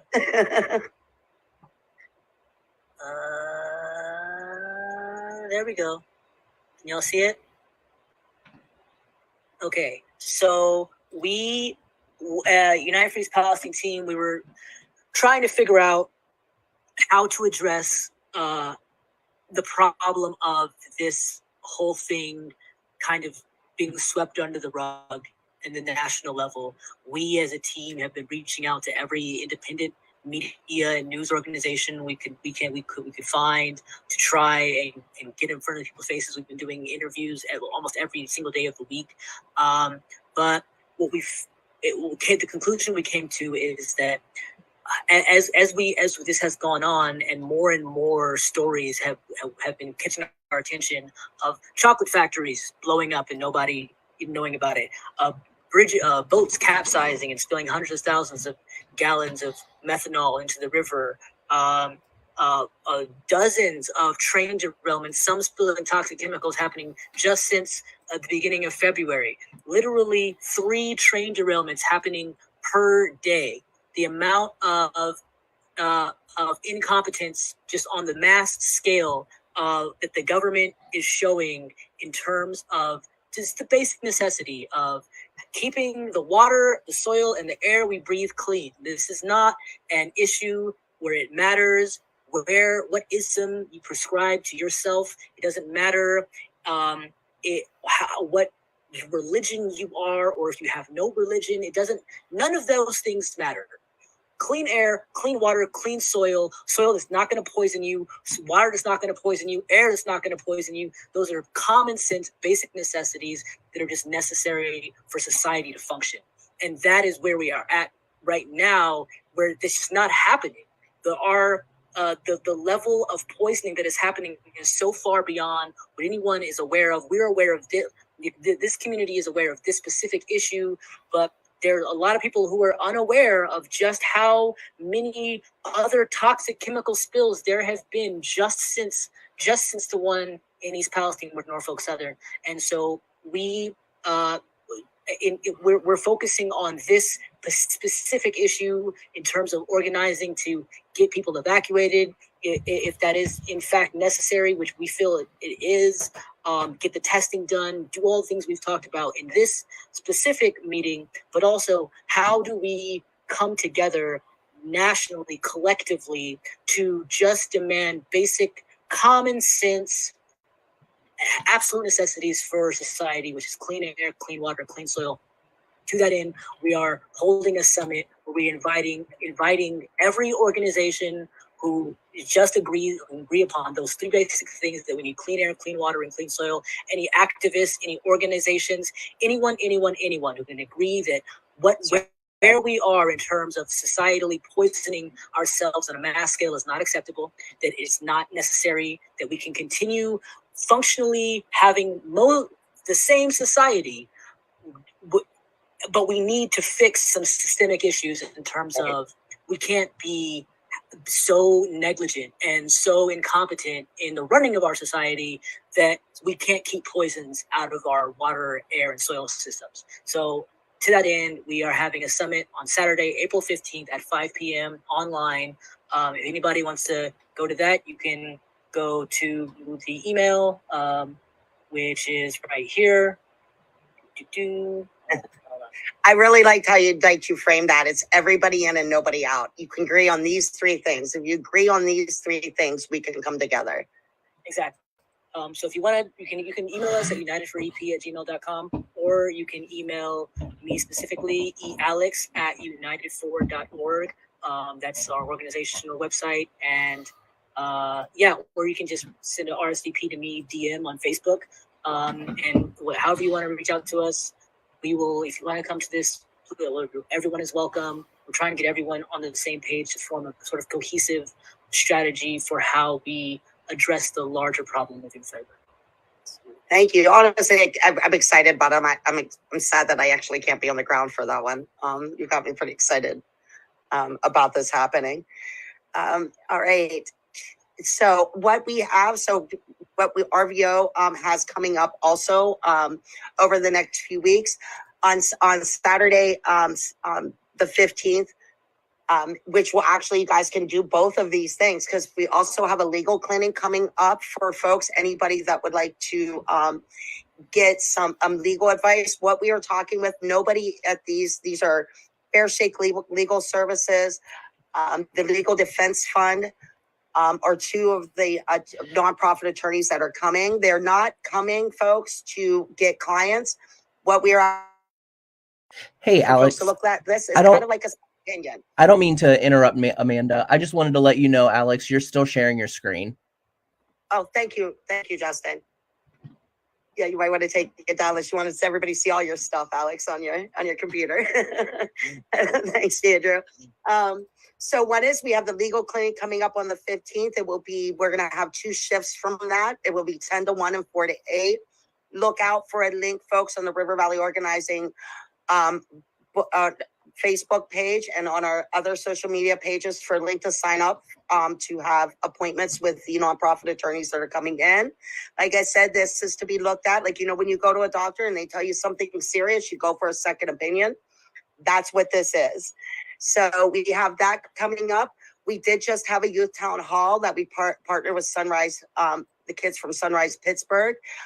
They will be forming a youth group over the next few weeks for the youth from 12 to 19 that would really like to get involved and really from the viewpoint and lens of those folks, of the kids. And then we have a sign up sheet, very simple for folks to go in and say, okay, we would like to see this testing done. This is the testing that we would like to have done.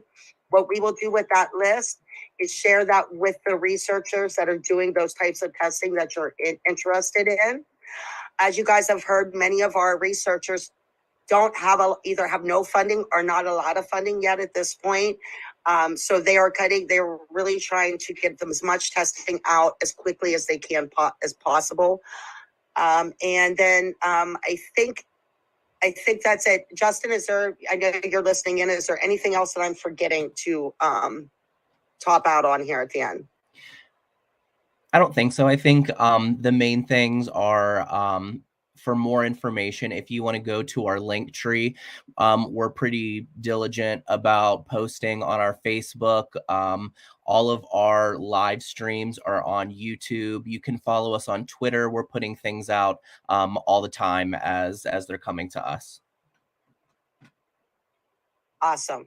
Absolutely. Thank you. So I got a question about how many of the panel are government employees or government funded organizations. I will tell you, River Valley Organizing doesn't get $1 of government money. And we are definitely not funded by any or work for any government entity. I can only speak for myself. I can say, I'll let you speak, Alex, but I know you guys aren't funded at all at this point, right? So none of you guys work for the government, correct? Actually, I've been working full time as a volunteer. There you go.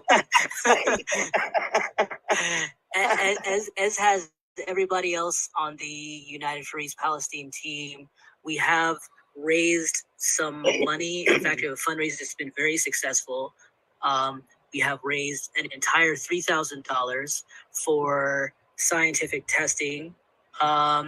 We spent a little bit on that on getting a website, like $12, I think, and then a little bit more on getting the Google Meets professional so we can record and have Google Meets that are that long. And we're trying to, most of it, the vast majority of it, we have earmarked to try and help out with testing. Unfortunately, $3,000, as you just heard from Professor Welton, might get you like 2, 3, 4, 5 tests, like single canister tests.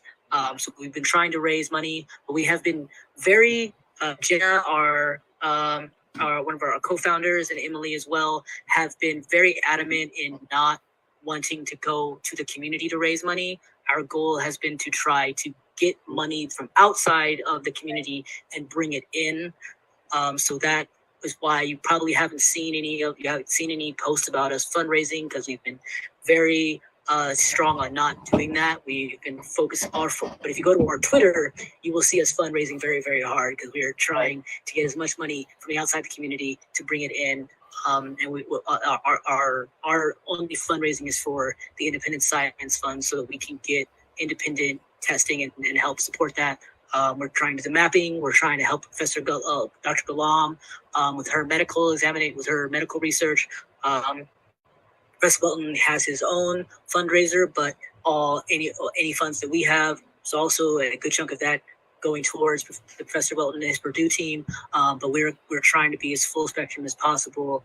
And we have no funding. We don't have any corporate funding. We don't have any government funding. And none of us are getting paid. Awesome. Thank you. I thought that was a very important question, just because I know folks really do wonder about the sincerity of the folks working, right? I want to end by saying, first, open up the floor. Is there any thing that our panelists would like to leave as last notes? And you guys can, whoever wants to start at will, if you guys would like to just have a couple words before we go. I think the questions that came forward about what are the research questions and where should we begin, I think this group tonight was marvelous in terms of hearing from the community and we need to do community-driven research, community-identified research issues. So the more interaction that we have with you, the better. Because we don't, I know the three of us, we don't want to just randomly go out and this is not for us. This is not our personal, it's not no personal gain. It is a what can we do for you mentality. So we want to hear from you. We want to engage you even in the process. Thank you for tonight. Thank you for coming on a Sunday evening. And I look forward to seeing you again. Dr. Lauren or Dr. Andrew, would you guys like to say a few words before we go? Yeah, I agree with Dr. Haynes as well. Thank you so much for taking the time to kind of listen to us and engage with us. And, we, again, emphasizing, right, we want this to be community driven and us to be working together, right? We don't want to come in and just talk about the results, but we want to be working together step by step through this. Dr. Andy? So thanks for the invitation to be here. And for those of you that have texted or emailed me or called me and I didn't get back to you, it's not because I didn't mean it. It's because my phone, email, and voicemail is a mess now. So I apologize. But the only way that things change is if people help one another. Right. And that's, I think, what we're all trying to do. Help you understand what the issues are, how we can answer the questions that you have. And we really need, I believe, the system to change. Right. Where independent researchers can participate in the operational response of this response and recovery. That could benefit the community. And I think the only way that can happen is if the White House makes a decision that this is what needs to be. That's right. I would say thank you very much for the opportunity to be here, to talk with you. And I think we'll all have more results to share in the future.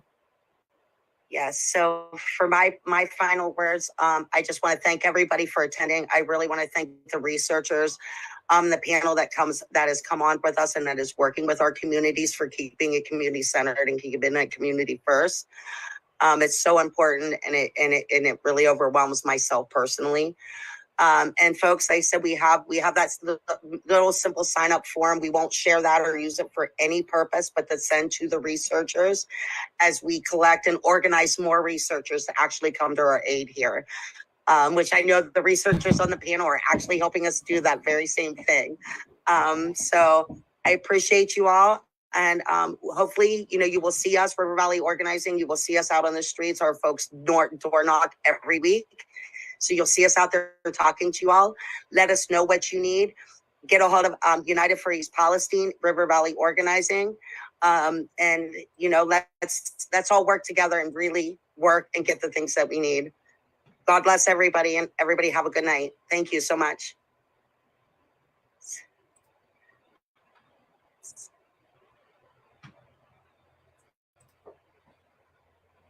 All right, are we off the live? Yeah, Yes. we're off live. Thanks, guys. All right, I just want to thank